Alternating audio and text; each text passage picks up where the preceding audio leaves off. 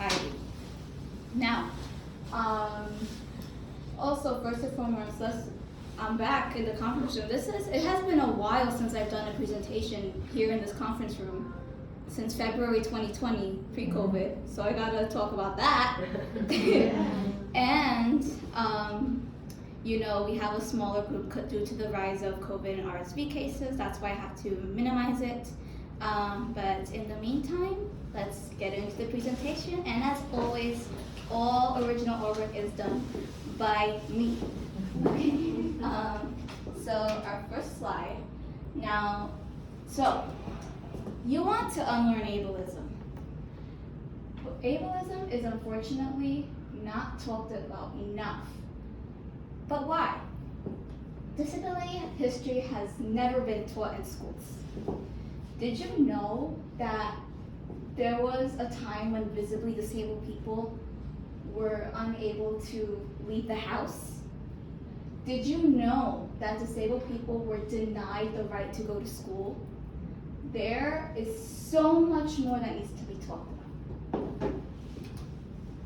Now we're going to talk about the history of ableism. Now, I can get my notes. Where did I put them? Oh, here they are. Alright, so first we're going to talk about the Ugly Laws, which they began in 1867 and ended in 1974. So, the Ugly Laws were a set of laws in place that made it illegal for visibly disabled people to leave their homes. Visibly disabled people were viewed as undeserving, and policymakers believed that they needed to be hidden.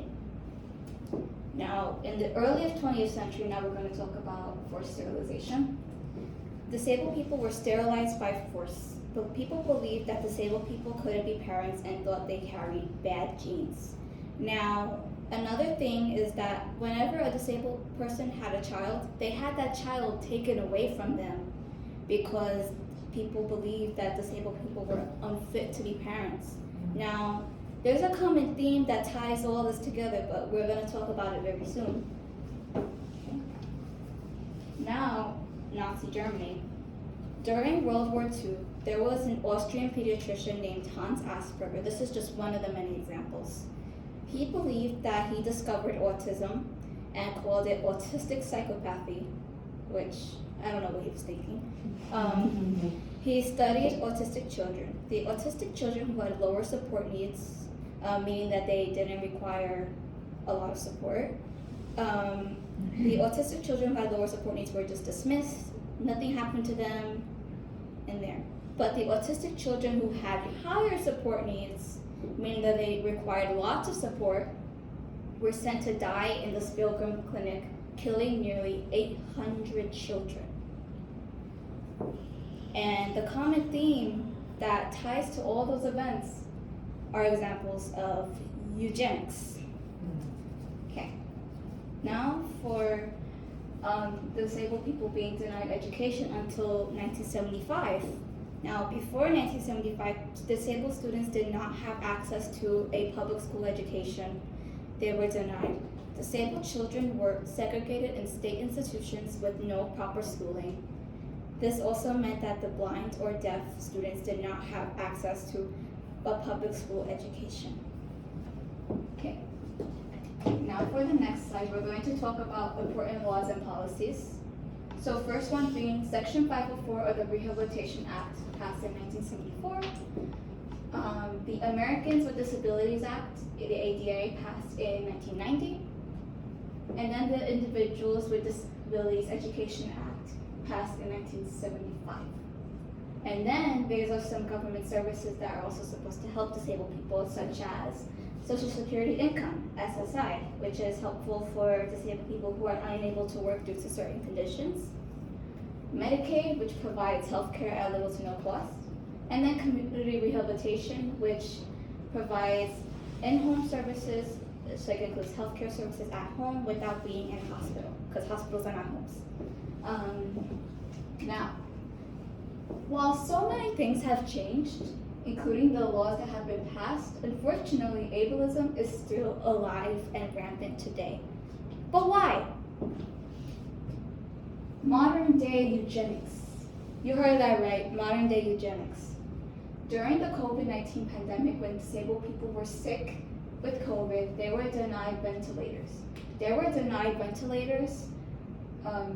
Since people in the medical field believe that disabled people had such low quality of life and that their lives weren't worth living. That is false. Disabled people can have a great life and be worthy of living. Death is not preferable to disability. Disabled people can and do experience joy. Disabled joy must be valued and celebrated instead of overlooked. And take a look at the statistic here.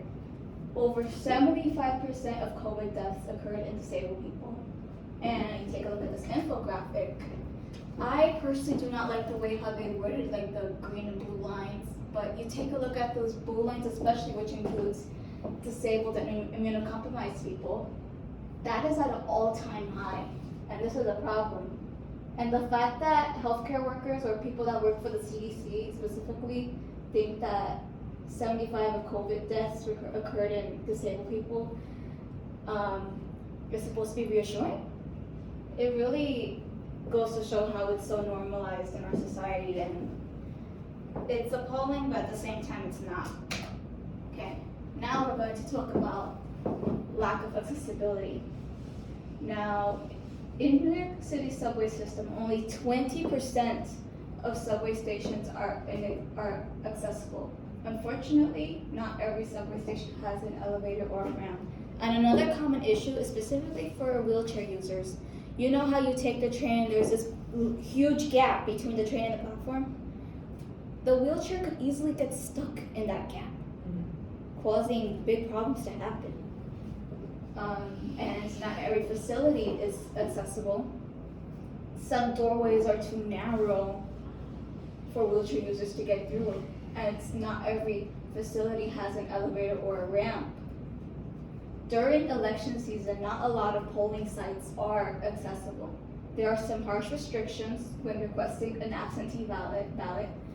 And lastly, there is a lack of working voting machines. Now, this right here is an example of voter suppression, because how are we supposed to get our voices heard when they're trying to deny certain people from voting? Continuing on, in the streets of New York City, oftentimes a lot of people will see garbage in the streets, but there will be so much garbage to a point that a wheelchair user cannot get through. Yeah, I get it, the garbage stinks, but don't put it in the street. I don't understand people sometimes. Anyway, now, New York City public schools are also often, say it with me kids, inaccessible. Not every single school building is accessible to disabled people, since a lot of schools don't have elevators or ramps. There are also times when education alone is inaccessible when it comes to resources and accommodations to help disabled students get their needs met. And speaking of that, we have lack of disability education. That's right. Unfortunately, within the U.S. school system, there is a huge lack of disability education, which unfortunately has had major impacts. Now, the special education system is a broken system because it separates disabled students from their non-disabled peers. And some disabled students are also in self-contained classes, which consist of 4 to 8 students. Some teachers who also teach these self-contained classes try to teach their students by infantilizing them. That's a fancy word for babying. Since they don't treat their students the age that they are. Oftentimes, the quality of the education and that they receive is inadequate. Now, another point that I want to bring up is, here we go, that there is also a racial bias when it comes to students in special education. Black disabled students are often seen as an emotional disturbance, whereas white disabled students have access to better resources and supports, which some factors that contribute to that could include class, like, because low income students don't have enough access to resources as, middle class and upper class students do. And the same also goes for those gifted and talented programs that the DOE has, which I think is honestly bogus. Because what does that even mean? But because a lot of the gifted and talented students are white, and then a lot of the black students are like in regular classes or special education classes that are especially like in these self-contained classrooms, and they're not really receiving a proper education like all these other kids are. And sorry, I need water. Stay hydrated, kids.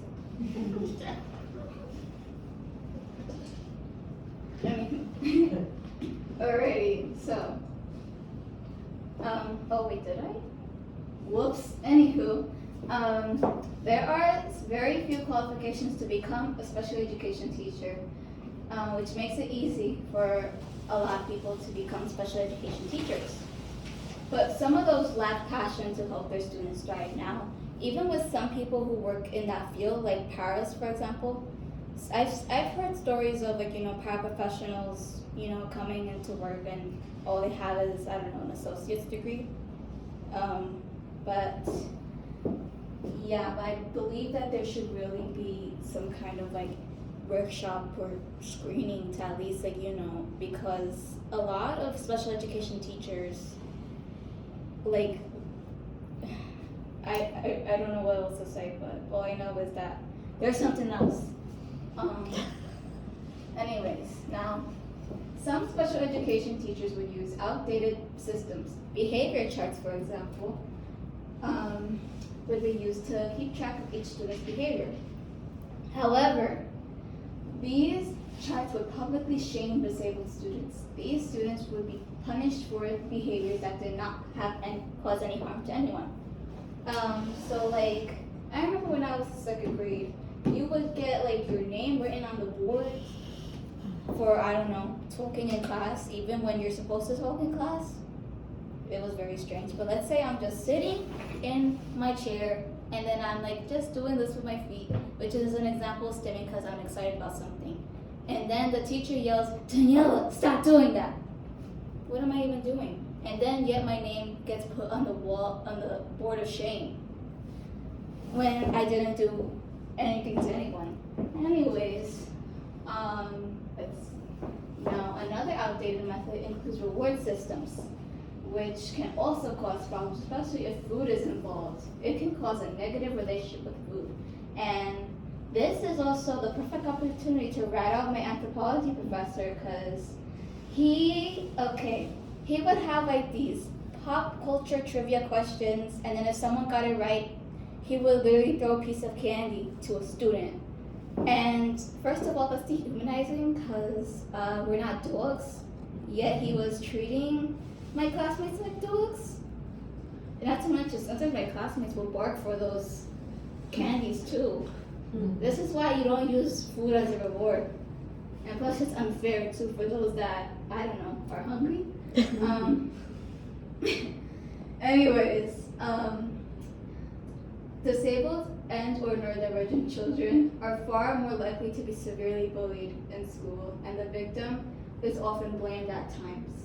The school system fails to protect disabled and or neurodivergent children, and this makes them more likely to develop depression, anxiety, and PTSD.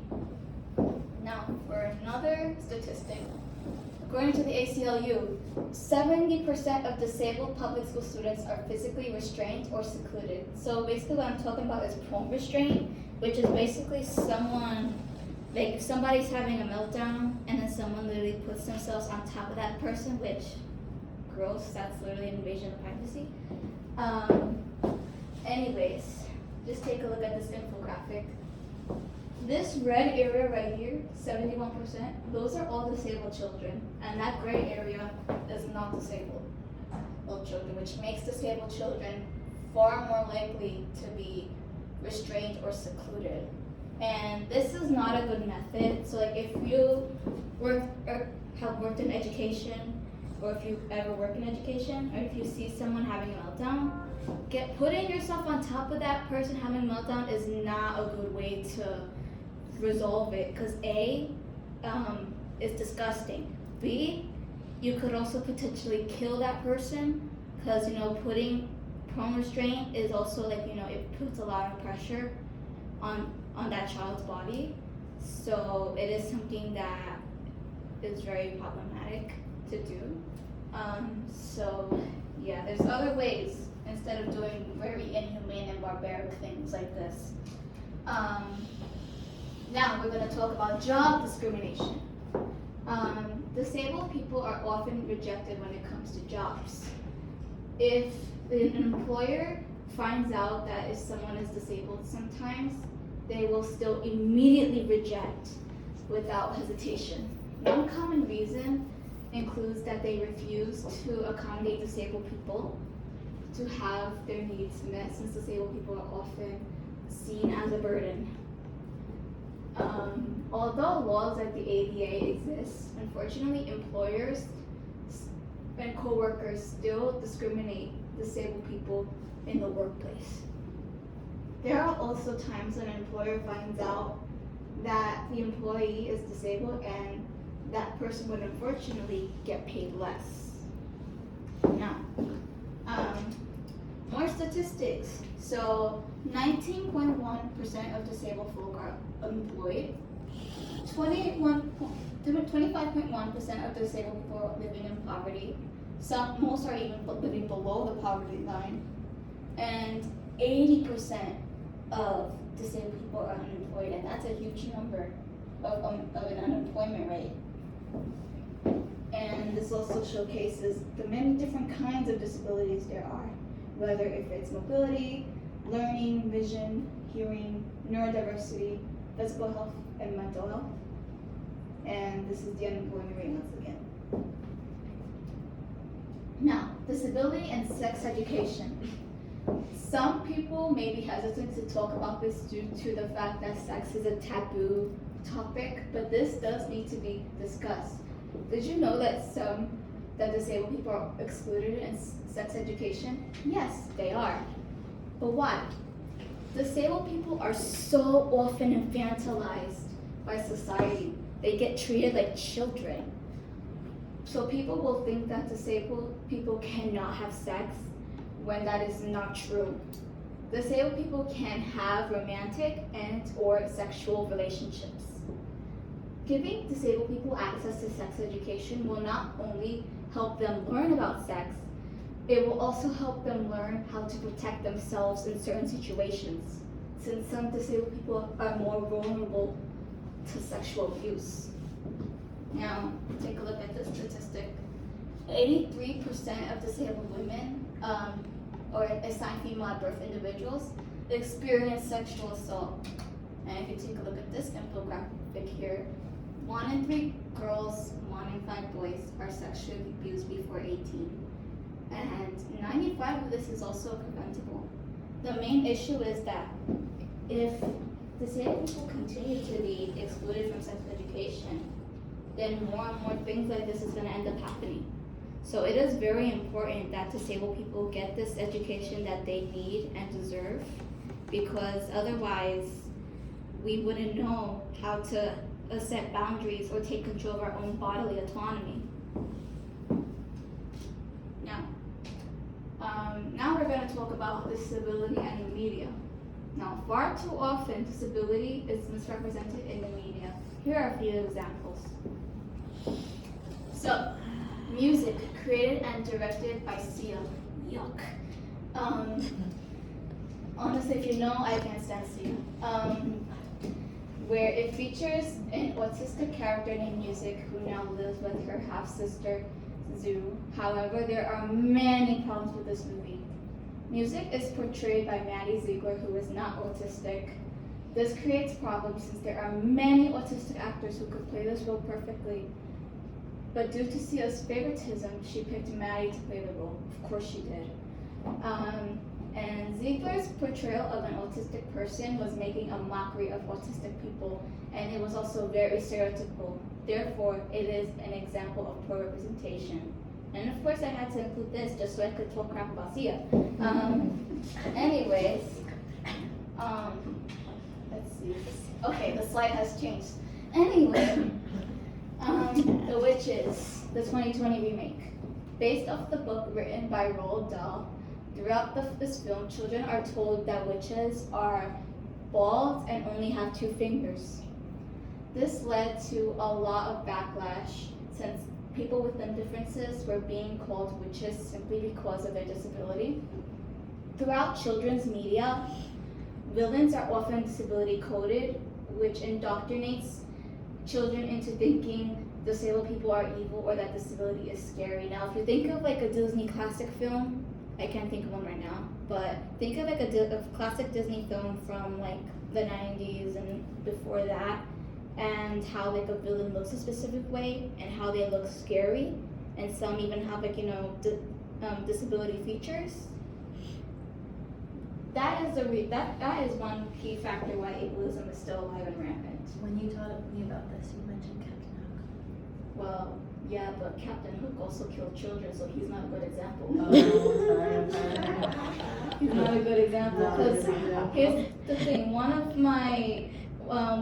one person on TikTok used Freddy Krueger and Captain Hook as her example, but she got many death threats from it. That's why. So, anywho, now there still continues to be a huge lack of positive disability representation in the media today. Positive representation would include hiring disabled actors, making an interesting plot that depicts the character as a whole, and not just their disability, and so much more. Plus, having an interesting plot that depicts the character instead of just their disability, it would just make more sense, because basing the film or the plot just around disability would just make it inspiration porn. Because yeah, disabled people can do inspiring things, but we're not an inspiration just because we're disabled. We're inspiring because we do inspiring things. Now, this is one of the last factors, marriage equality. Now, oftentimes when a disabled person gets married to their partner, they are at risk for losing benefits, which includes SSI, healthcare, and even life-saving services. This leaves the disabled person having to rely on their spouse to assist them with their income. But what if their spouse lost their job or does not have a job? Or what if the marriage fails? Then it can cause problems. It does not affect every disabled person, but it affects many. Living as a disabled person can be very expensive, tell me about it, which is why marriage equality is so important. It is important. It is also sadly rooted in eugenics. Common theme here, folks, since disabled people are believed to carry bad genes, which is just an excuse that has been used over and over again to justify ableism. Now, in conclusion, yes, I put some job in Patrick. Ableism is everywhere. Now, did you know that the disability community is a marginalized group that anyone can join at any time? That's right. Not everyone is disabled since birth. Some people actually become disabled due to an injury, illness, and even with age. It is important that we talk about disability rights. It's fighting for disability rights now also means fighting for your rights in the future. So, what can we do? Now we can improve accessibility. That's one of the main key things that we can focus on. 2, implement disability education in school curriculums, because believe it or not, I did not learn about the ugly laws in school. I learned about them through TikTok, which, I mean, yeah, honestly, a lot of things people have been learning things from TikTok at this point, but, I had to do more research. Now, fix the special education system, renaming it accessible education, and here's the reason why. Now, when you think of special education, it comes from the term special needs. Now, there is a reason why we don't use that term anymore, or we shouldn't use it anymore. Because special implies that disabled people get special treatment, which that is not the case. We receive accommodations and that help us, but it should not be an advantage. That is just only to help us, that only makes our lives easier. So therefore, that is why we should rename it accessible education. Now, Advocate for inclusive education that also includes inclusive sex education. Advocate for the Keep All Students Safe Act to be passed to ban home restraint in schools. Now, we should also hire disability/neurodiversity affirming staff in workplaces. That also includes training and workshops and things like that. And it also includes disabled people, don't forget, because if you leave out disabled people in your workshops, then that's performative activism. So, lastly, advocate for the SSI Restoration Act, because unfortunately some people who rely on SSI don't get enough to meet their needs, which is why we need the SSI Restoration Act to be passed. And that is it. That's all for my presentation today.